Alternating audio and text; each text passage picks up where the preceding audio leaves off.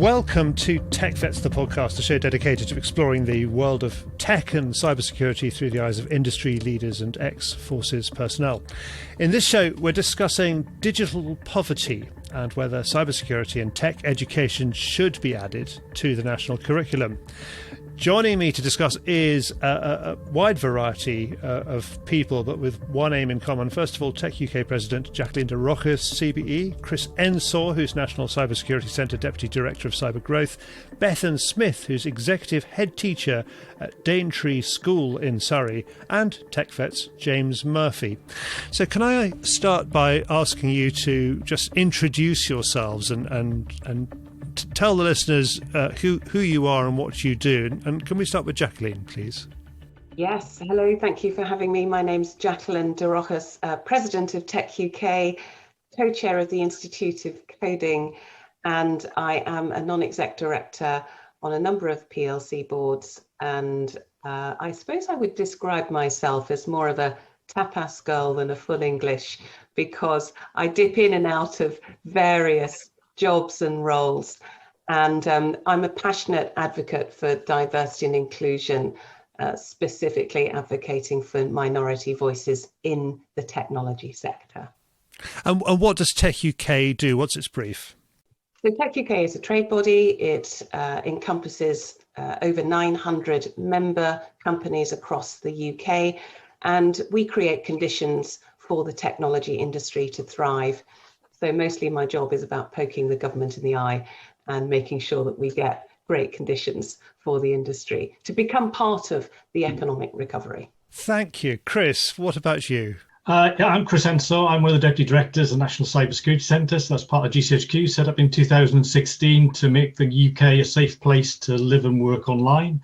My job is called Cyber Growth, which seems a bit of a strange title, but I kind of use our expertise and brand to build national capability. So a couple of examples of things like Cyber First, talent, about a talent pipeline, Cyber Essentials, doing basics right, and Academic Centre of Excellence for research in universities. Those are the kind of things I get involved in. It's great fun.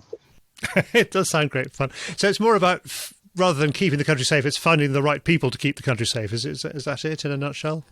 Yeah, the right people, the right capabilities, the right companies who offer great services, that kind of thing. Lovely. Bethan, Daintree School in Surrey is a primary school. Why are you here? Hi there. I've been a head teacher now for over 10 years, and I've worked in a number of schools across Surrey. I currently work for GLF Schools, which is a large academy trust, which has over 40 schools across 5 regions. When I was at university, I actually studied maths and IT, so I have a keen interest in technology and IT. But also my background is that I'm a deployable executive head teacher. So I would say my main skill set is going into schools that requires improvement or special measures and improving them to be good or outstanding schools. And Daintree, I mean, looking at it from the outside, it seems to specialise, like all schools, in as many things as it possibly can, but it has got a new science lab, hasn't it? I noticed it's called the Fizz Lab, which is brilliant. Indeed. At Daintree, it's a fourth formentary primary school. It used to be a junior school and it's converted to a primary school. So we're one of the largest primary schools in Surrey with a 104-place nursery. We've actually gone down the route of having specialist teachers in the afternoons. So we have science teachers and therefore a Fizz Lab. We have a creative studio where we teach the creative subjects, technology, arts, design. We have a range of devices, and we have an IT suite, but also Chromebooks and iPads that move around the school as well. And then the classrooms that the children are also learning in. Thanks. James, you run TechVets. This is the TechVets podcast. It's your chance to say what you do. Yeah, thank you. And look, thanks everyone for coming on. I'm really excited about this one. It's going to be a really tough nut to crack discussing the topics on hand.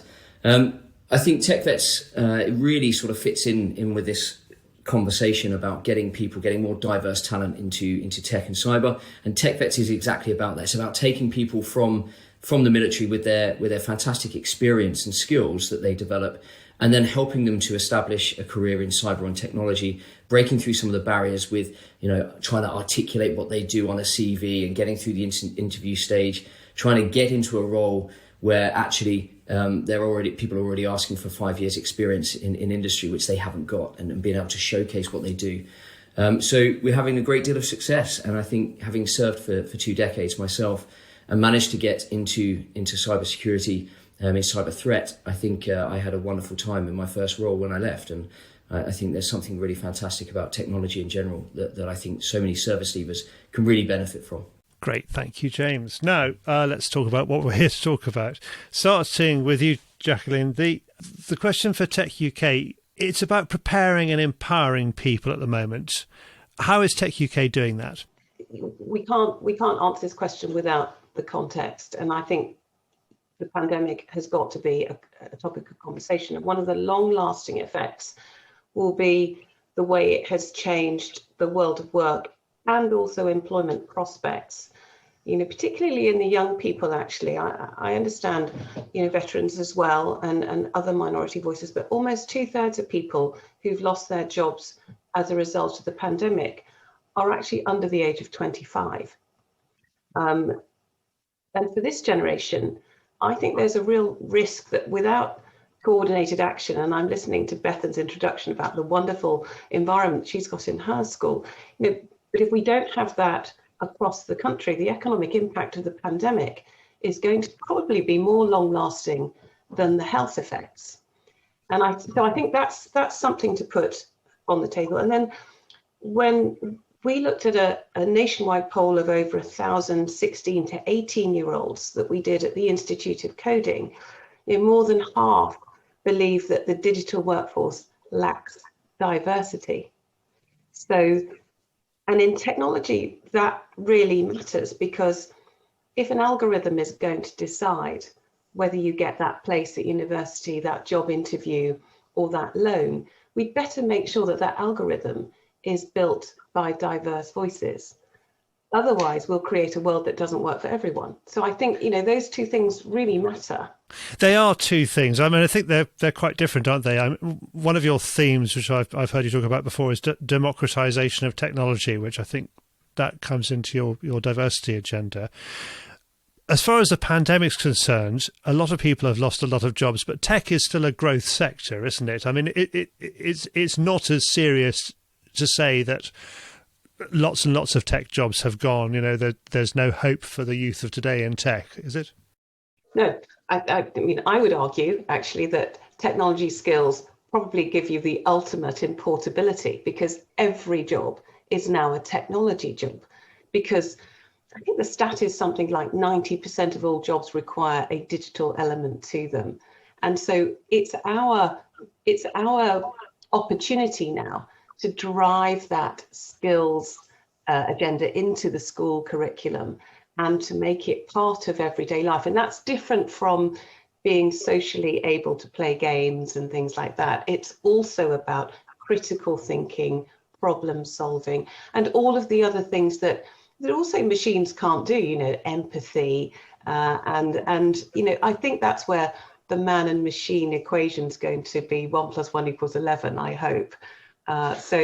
When we get that curriculum driving digital skills, but also the softer skills. We definitely see it, Jacqueline. We really do. We see people coming out and launching into careers, traditional pathways, followed by people leaving the military into sectors that fine, there's plenty of tech roles there, but into roles that are becoming automated.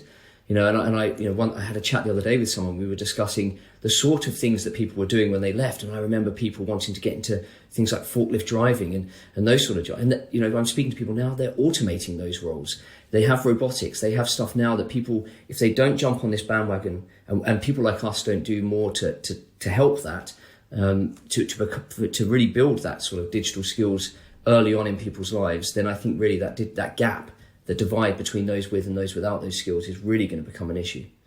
And I think that's right, James, because it's not the rise of the robots that we should worry about, but whether we can reskill ourselves every 5 years or less. So it's about keeping pace with technology, whatever age you are. I know obviously we talk about young people, but this is everybody. I'm going to say #lifelong learning here, because we all need to keep pace with it, all of us, and we can't afford not to, otherwise we will be left behind.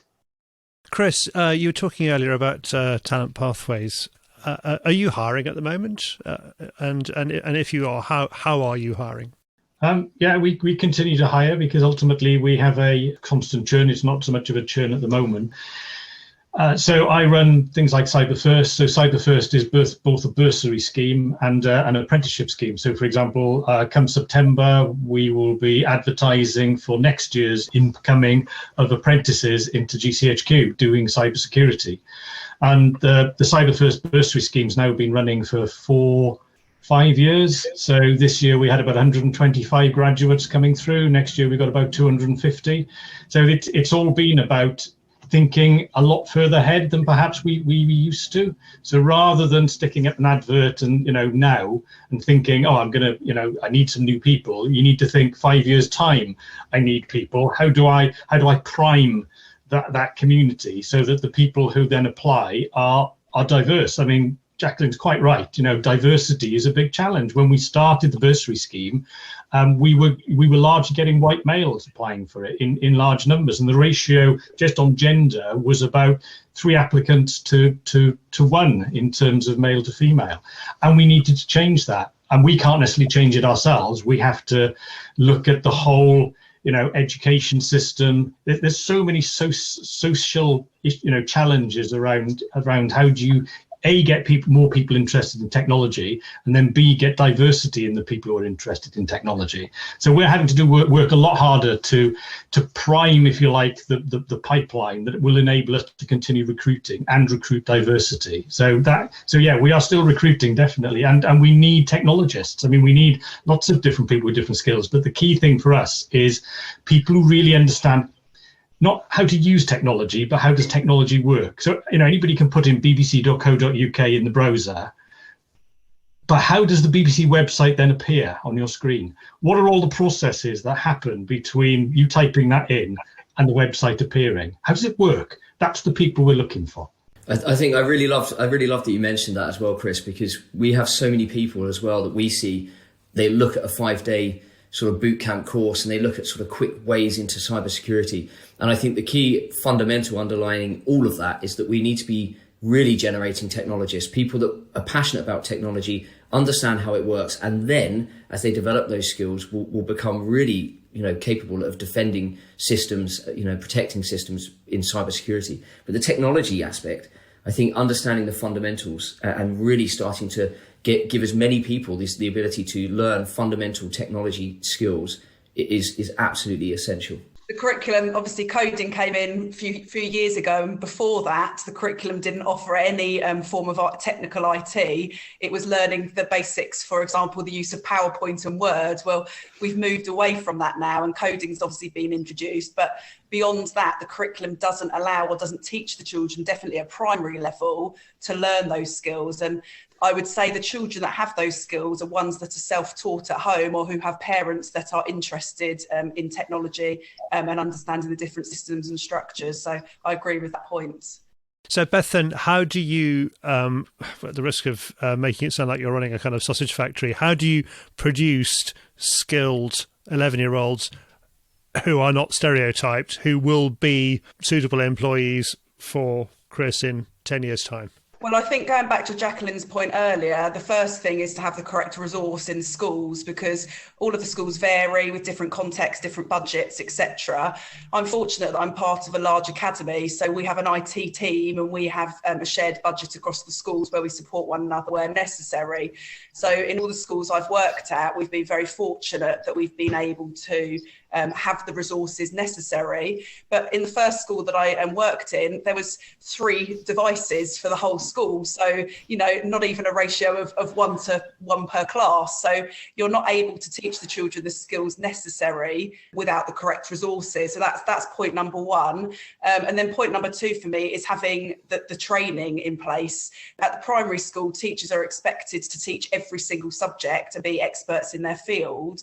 And part of the route we've gone down, specialist provision, is because I want my teachers to be good at what they do, and they can't be good at teaching absolutely every subject. So we're using specialists to teach the areas that they feel most confident at teaching.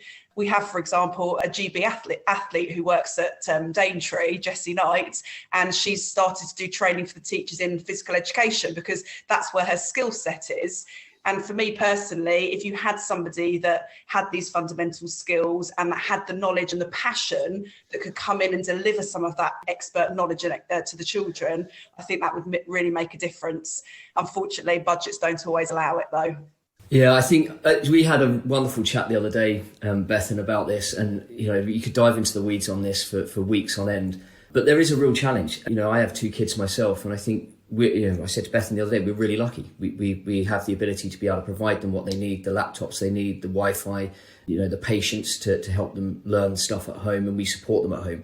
There is a real issue where there are 2 aspects that need to be really looked at comprehensively. One is training for teaching, for the teachers that need to be at least well enough equipped to deliver normal teaching using digital means, which is something that's really come to the fore during COVID. And the other is the children. And you can't teach everything in school. How can you enable kids to learn remotely? Because this may pop up time and time again if we have spikes from the pandemic, etc. And if someone's off, let's say for a week because they need to be off school, but they can still do some learning. How do we enable people to keep learning whilst they're at home? I think this is a real issue because without the correct resourcing, without the correct support at the education level, I sometimes find that I'm almost in an ivory tower looking at things from a wonderful strategic perspective without actually diving into the weeds and seeing what the real problems are at the coalface. And there is some privilege, isn't there? We really need true digital inclusion here because 1.9 million households still do not have access to the internet. So we are looking through a lens of privilege. And I really think we have to be, as we move into our digital future, faster than we thought we were going to because of the pandemic. We have this massive dependency, huge adoption, which is great, but the digital divide is growing. We're leaving behind more people, and they happen to be the most vulnerable in that socioeconomic sector. So I think we have to be really careful about how we catch up and how we make sure that divide doesn't widen. I think in the workforce, there are over 17 million people who still don't have the skills they need to do the digital jobs that they are being asked to do. And that's all quite scary, I think, from a digital divide perspective. Have you got solutions for that, Jacqueline? Have you, in your mind, that perhaps don't involve the government spending a lot of money? Well, I think so is the cavalry coming on this? I think in part, I do see huge amounts of investment being brought into industry and into the home. We've had skills websites that the government has stood up using Institute of Coding courses, for example. So we have been plugging. We've had 800,000 learners in the last 2 to 3 years come through the IOC, and that's not nothing. And I think it's because people are preparing for what comes next. I think where we need to perhaps press more is how we get the infrastructure rolled out, how we get broadband everywhere. We shouldn't have to walk up a hill holding our phone up to say, I need to get online. But I can tell you, that happens. So regional inclusion really matters. And I heard of vicars who've put masts up on their spires to enable their community to be connected. It's all very innovative, very connected and collaborative, but we all have to play our part. And I think also it's about neighborliness as well. And I think if the pandemic has taught us something, it's about our community matters, and that, are we clear about what's happening with the people next door? Do they know how to access services online? Can they even type into that browser, James? I'm not sure that everyone does know how to do that. So, we do have to think about who we're leaving behind as we gallop towards the future.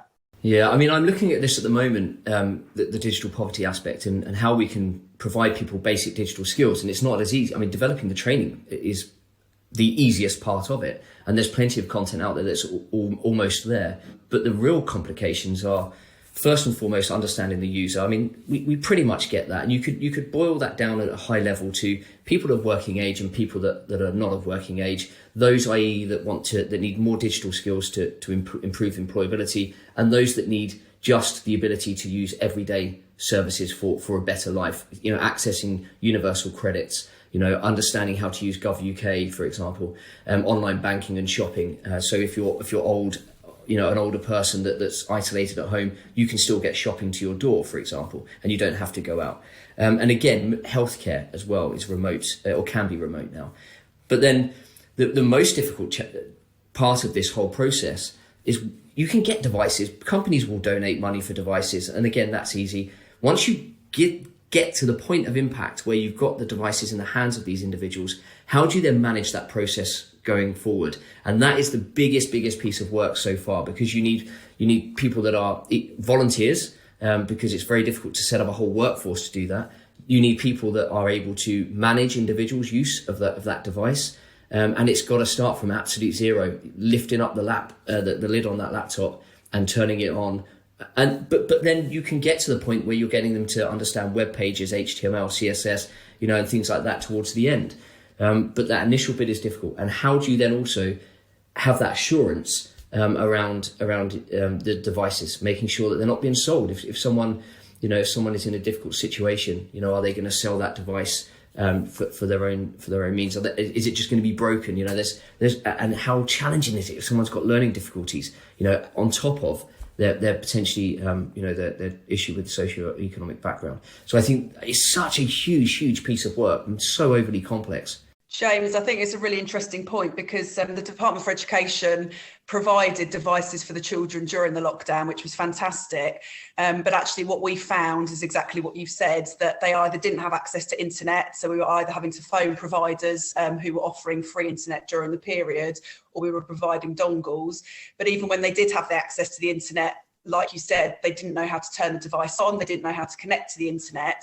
And luckily, the government actually put the vulnerable children in the category of key workers. So a high percentage of our children who weren't able to access the devices, we ended up bringing them into school, because obviously being at home, they just didn't have the fundamental skills to be able to use those devices. So giving children devices is not necessarily the answer. It's a step-by-step approach of how to use them.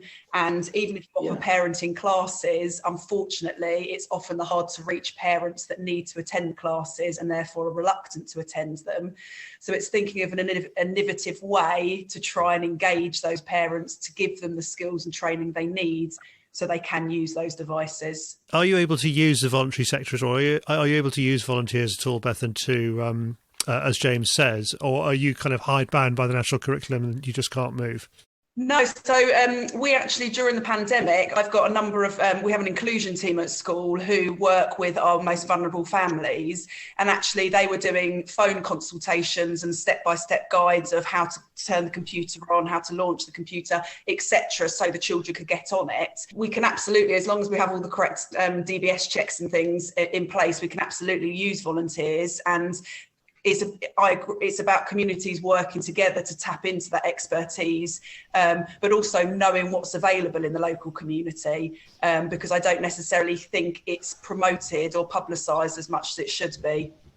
One of the challenges that we're trying to overcome is exactly that: is how do we get more people into the community supporting the schools? Because we've just run our Cyber First Girls competition for year 8 in England, and I can't remember the years for Scotland and Northern Ireland as always, but it's just before they're picking up their GCSEs, and this year, we saw digital poverty because we didn't see so many teams, because they just didn't have access to the devices at home.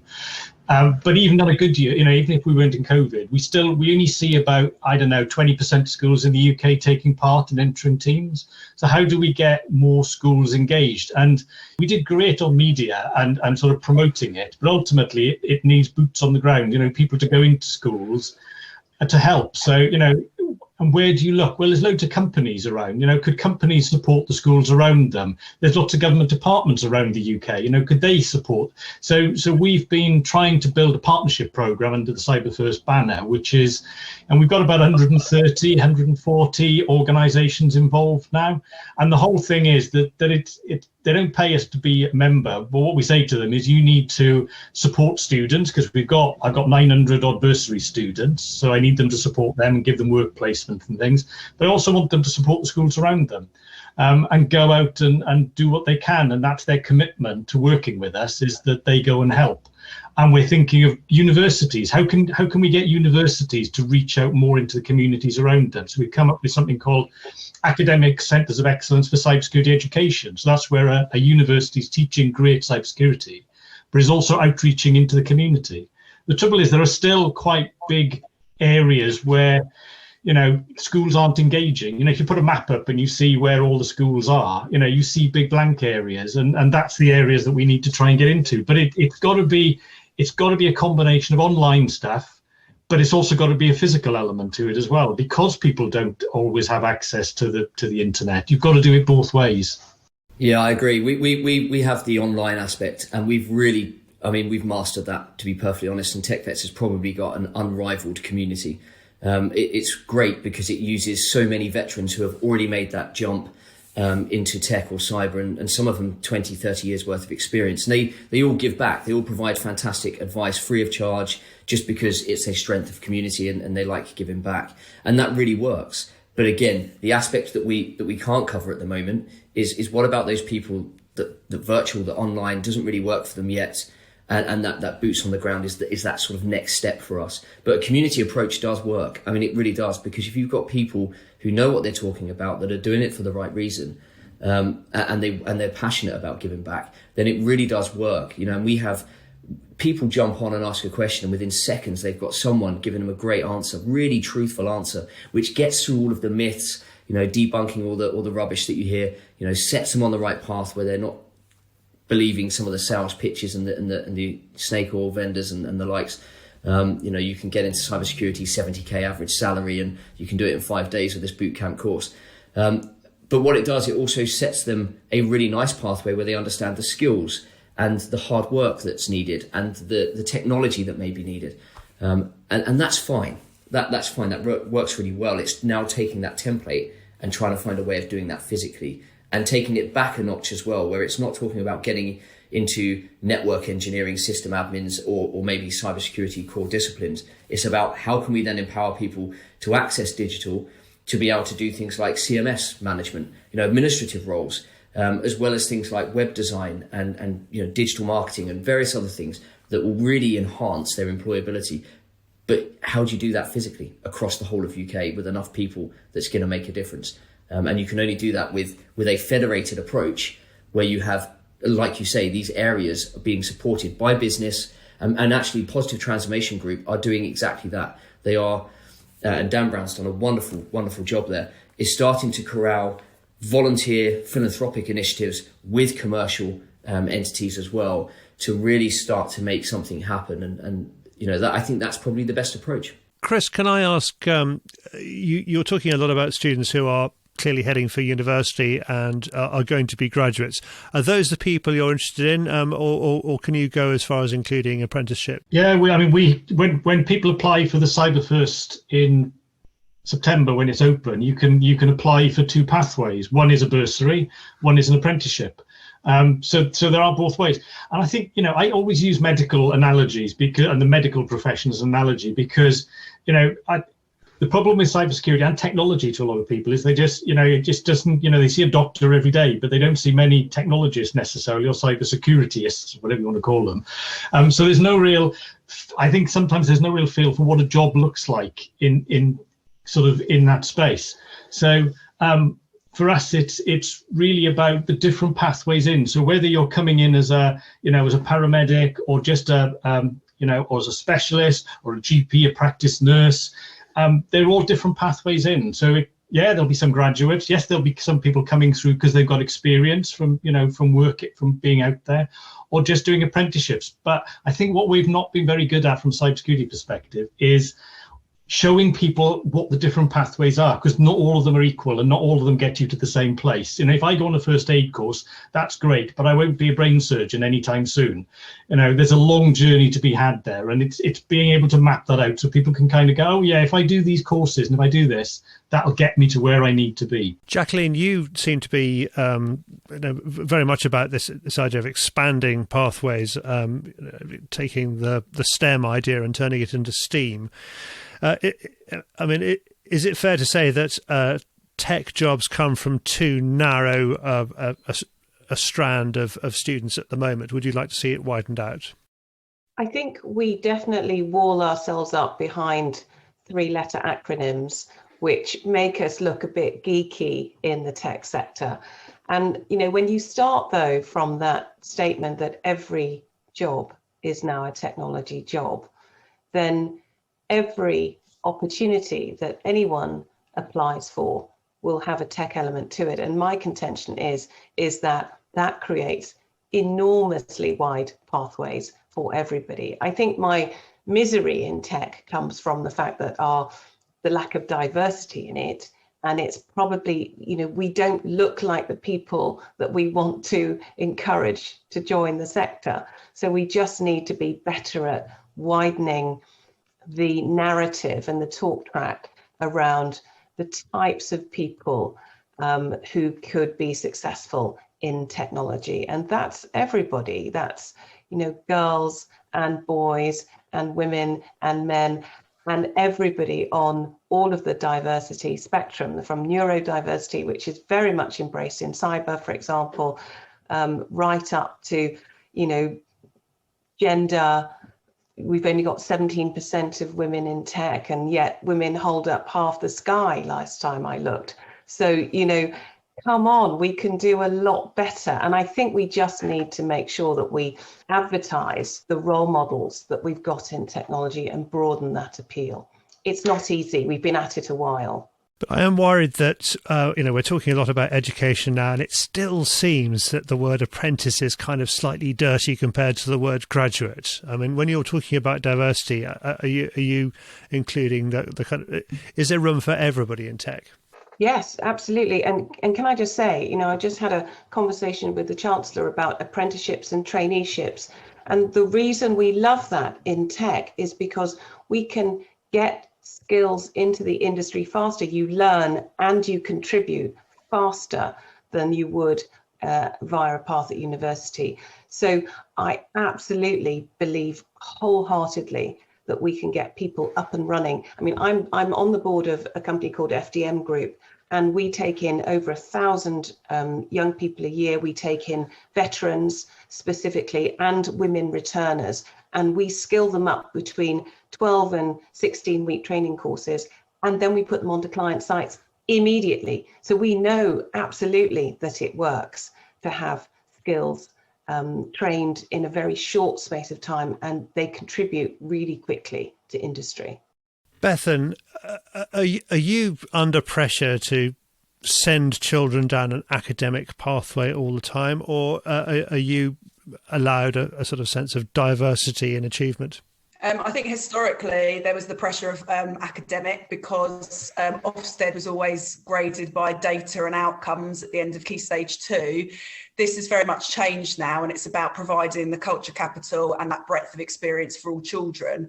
Myself, I struggle academically. I struggled with my GCSEs, and I actually did a GMVQ when I was at college, because sitting an exam, writing an assignment is not my skill set. I'm a very practical learner. And actually, the apprentice for me is a really good route to allow those children who are not academic to also be successful. So, one of the missions that we have at our school is that all children are the best that they can be. And it doesn't necessarily mean getting a first at university. It's in the job that they decide to choose. They are the best that they can be, and they have the right attitude and the right work ethic. And I think as educators, it's our responsibility to teach the children the attitudes and the work ethic they need to be successful in whichever career path they choose to take. Chris, does Cyber First get involved in curriculum questions as well?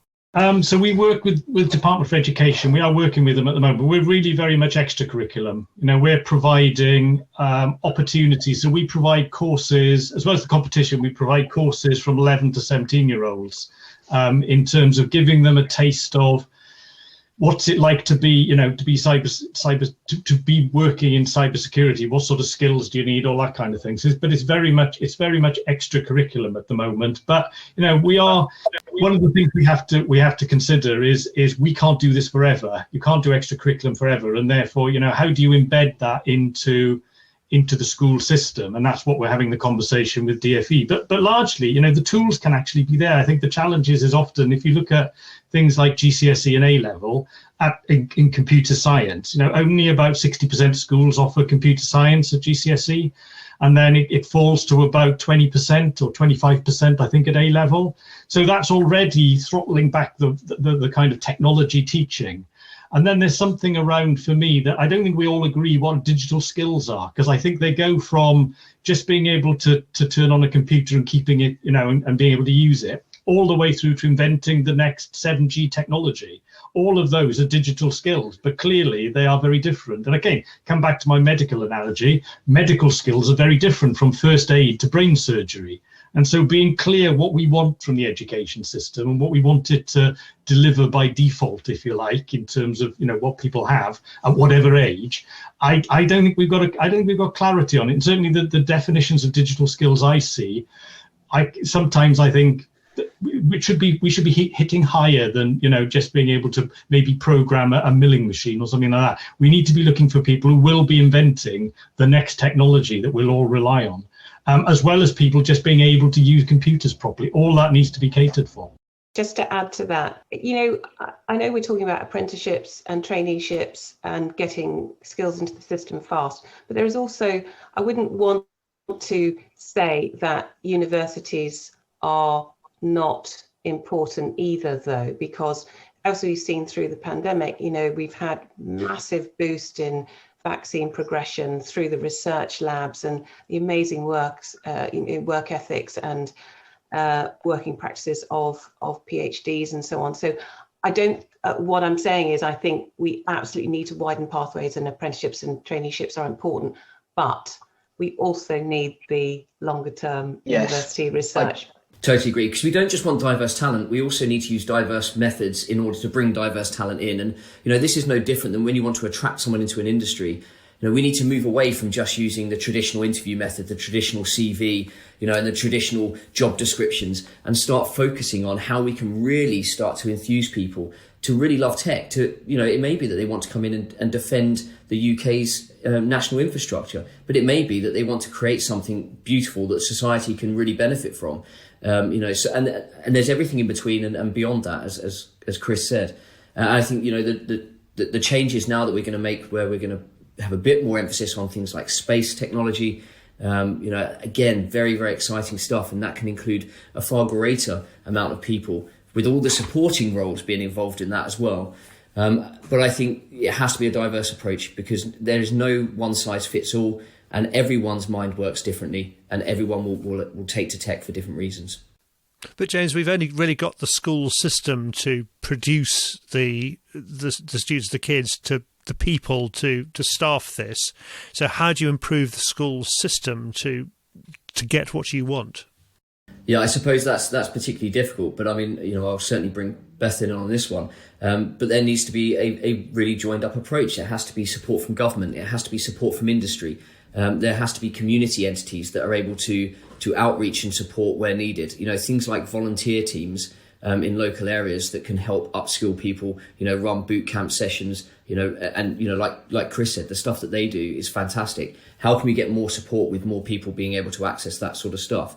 But it needs to be something that is actually nationally recognised, that there is at least a core baseline that's being taught. And that's a start point, because if we're getting people over the first hurdles, then you can develop and improve the offer. But there has to be the start point. And Jacqueline mentioned it earlier, that the key thing is making sure we've got access to internet everywhere in the UK, access to devices and the basic level of skills everywhere. And at that point, it's just a case of developing the services and the offerings that you provide. But Beth and I'm sure will have a much more beneficial view on it. Just picking up on the point you mentioned earlier about how we infuse the children, because interestingly, since the pandemic, there has been more holiday clubs and after school clubs that have been launched or are running to develop children's IT, coding skills, etc. So I think more children have actually got involved or engaged with technology that perhaps hadn't before. So that could be a positive of the pandemic. I think you're absolutely right. It's about having joined up thinking with the Department of Education, because ultimately, the only way that technology or children's knowledge of IT or cybersecurity will be improved is through involving it in the curriculum.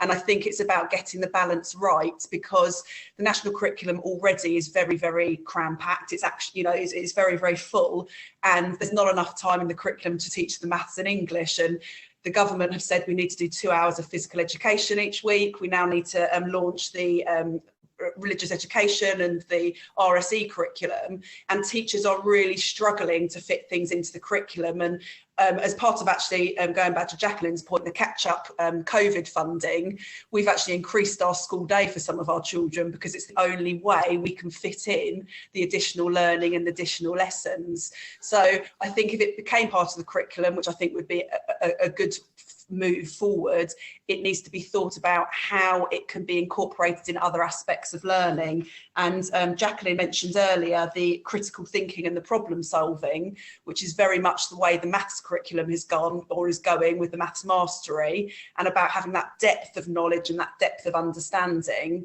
And I think in terms of IT, we need to deepen children's understanding rather than just doing a 1 hour lesson once a week. It's about embedding it in all aspects of the curriculum, so that when you're doing a history lesson, you can be teaching them about security, about how to research on the internet, and it's part of the whole curriculum embedded throughout.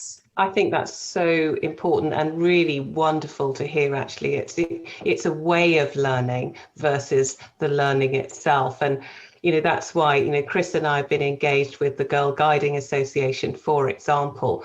And what's lovely about that is that because it's voluntary, the girls love to go there. They get really enthusiastic about going there to learn. And we've been working on creating STEM and STEAM badges, science, technology, engineering, arts and maths, into their badge earning opportunities. So you can go from consent online, so stay safe online, which is so important for young people, actually for all of us.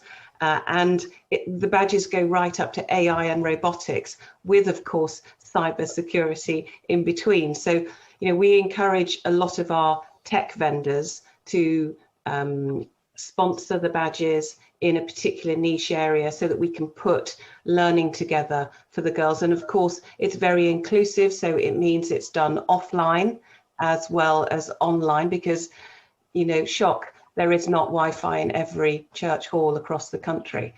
So it's very important way of learning, and so exciting to be able to use that in conjunction with the school curriculum, Beth, and very heartening to hear. A brilliant idea to involve the Girl Guides and the Scouts and the Cubs by having the STEM badges. I think it's a wonderful idea. You've actually just given me some inspiration, because at Daintree we have activity passports, which are progressive from reception all the way through to year 6, but it's a list of skills and tasks and activities similar to a guide badge that children have to work throughout the year, sometimes in class but sometimes out of class, and they work towards getting rainbow badges and adding to the different colours of the rainbow. And I'm going to put onto the Key Stage 2 activity passport something around technology and similar to what you're doing with the Girl Guides. Oh, that's great. That's great. Thinking about conclusions of our chat, is it fair to say we more or less all agree that we should be knocking on the door of the Department of Education to say that tech should be infused into all parts of the curriculum, that tech is it's the future. The government keeps identifying it as the future, and therefore everything on the curriculum should have a tech element. Is that too simple? I think one point to just comment on is that it is very much about working in collaboration with the Department for Education, but I don't think it should be a quick process. I think it needs to be thought through carefully, because I know what I've learned with the pandemic is we had to be reactive to the situation. And actually the guidance from the Department for Education regarding the amount of online learning, the amount of remote learning didn't come until later on in the pandemic, because they were obviously having to find their feet and be reactive as well. So it's easy to say it needs to be part of the curriculum and embedded across the curriculum, but there are some schools that are still developing their English curriculum and their maths curriculum, and it's important they have the fundamental skills there before then adding any further aspects of the curriculum. So it just needs to be thought carefully through in order to achieve this approach. So I think we've got to be clear what we want to teach as well, because I think there's there's three things for me. It's how do you be secure, making sure everybody's got the basic tools to keep themselves secure. We already give them tools to keep them safe, but how do we keep them secure? And things like cyber aware is a good place to look.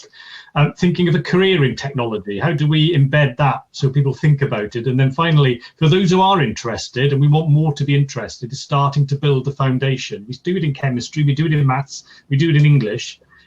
For those, we need the right foundation so they can go on to a career in technology and cybersecurity. It's just being clear what we want to teach people. Chris, I've enjoyed some of your chats online in the past about the kind of the whole sweep of history of tech and tech jobs, and you've talked about how Bletchley Park produced GCHQ, how information assurance has become cybersecurity.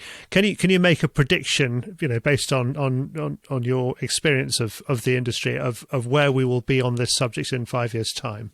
I think we're on a long journey. And I think, we're starting to realise the things we need to put in place. And we want, one of the things GCHQ is trying to do is and NCSE was trying to push the idea of secure by default or secure by design. So a lot of cybersecurity issues come from the fact that things are either made insecure or become insecure at some point.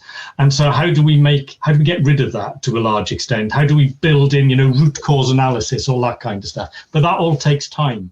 So, I've been in this business 30 something years now. And the one thing I've learned is it takes time. So in 5 years, yes, we'll have made some, we'll made some improvements, but in 10 years, 15 years, I think that's the kind of time frame you're looking at to change the technology that everything sits on. The internet's been around a long time. And it's not going to change overnight. It just takes time for these things to happen. James, Bethan is probably producing kids who in, 15 years' time, you will be putting into tech jobs. How would you like to see education change now so that those kids are going to be better placed to take up those jobs? Well, I think first and foremost, Jacqueline's point earlier of making sure that we're teaching everyone to understand technology in everyday use for everything that they do. And therefore, as Bethan said, infusing it across education. I think that helps. I think naturally the MOD is developing its technical capabilities and there are more opportunities for people to get into technical roles. We're not going to see that yet. That takes a while. And even things like, women in tech programs, it's going to take 10 years for us to see the results of this. So it will take time. We don't have people in the MOD that are coding as a day job, across the whole breadth. So having those skills in education means that they're already well equipped. It means that they're better able to use and implement the stuff through their military careers. But I would just like to see adults coming out of education with a really wonderful thirst to get involved in tech, because especially for veterans, it gives them a wonderful purpose to be able to be part of something which is either going to protect people's the assets, people's online profiles, their whole selves, their identities, as well as businesses, or to be involved in something that's going to make business or the lives of people so much better. It gives you real purpose in life. And I think certainly from a veteran's perspective, that really gives you a mission, something to drive for, something of purpose, similarly to what you would get working in the military. So I think if we can give people that ability to become enthusiastic about technology in general, I think that's a wonderful start. Thanks. Jacqueline, I think we're going to try and wrap this up now, but I'm going to guess you'll say there are no quick fixes for this. And I have heard you say in the past that, failing is okay. But what can we do to create an educational system that creates the right people for the right jobs for the future? Yeah, it's multiple things. It's not just one thing, is it? I think firstly, the awareness piece, on cyber, I'm always amused in the security area that people become much more aware of security once there's been a breach. So, failing does kind of matter in the awareness area of security. Once we've all had our identities stolen or this or that, suddenly we become much more aware of what's going on. And interestingly, we invest more in learning and invest more physically in defense, personal defense. So that's true of companies as well, by the way.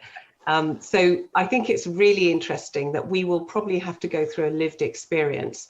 But I think one of the things that's happened during the pandemic, we haven't had just the pandemic, we've had COVID-19, we've had Black Lives Matter, we've had geopolitics, rise in such an incredibly difficult way. And those three things coming together have meant that the world has changed fundamentally. And I think it's changed our awareness quite radically. As parents have been, schooling with their children at home, as we've all been Zooming with everybody, we've all been more aware, more adoptive of online living as well as online working. And I think this means that we absolutely need to have more skills. Everybody is involved in the tech industry now.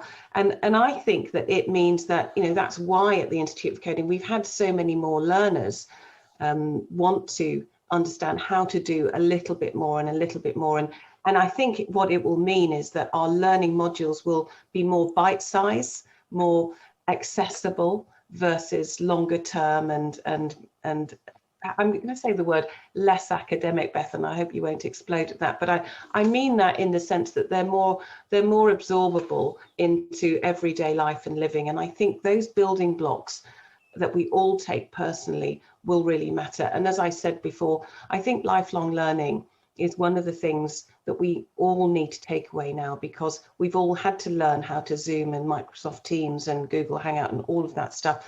And we've in tech, we've seen adoption go through the roof that would have taken 10 years. So does the pandemic in one way have a silver lining? I think it has in terms of tech skills and tech awareness. So I'm coming away from this being more optimistic, not less. And just picking up on your point, Jacqueline, I think now is the time to launch improving people's awareness of tech, because people have had to learn on the spot because of the pandemic. And I think you mentioned about having, it being more absorbable for the children. I think doing things little and often and more frequently, it just becomes part of their daily practice. And I think now would be the time to perhaps try to get in contact with the Department for Education and look at how this can be used in the curriculum or incorporated in the curriculum. Well, there you are. We'll all have to go out and develop some tech muscle memory. Thank you so much, Jacqueline, Chris, Bethan and James. Thanks for joining us.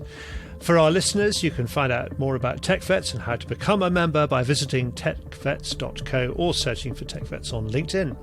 If you're a business owner or work for a company in the tech industry and want to find out how to get more veterans into your team, drop James Murphy a message via LinkedIn. You'll find all the contacts you need in the description for this post. We'll be back in May with our next TechVets podcast. Thanks for joining us.